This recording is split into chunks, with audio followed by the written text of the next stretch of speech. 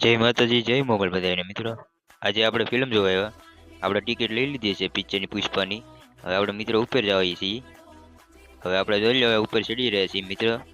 બધાને રામ રામ ને સીતારામ. હવે આપણે સીધા અંદર આવી ગયા છીએ ટોકેશની અંદર. અને હવે અમે બધા ત્રણેય મિત્રો બેસી ગયા છીએ. તો ચાલો મિત્રો તમને હવે હું બતાડું પોસ્ટર. અને જો ટ્રાફિક કેટલી છે પુષ્પા જોવા વાળાની.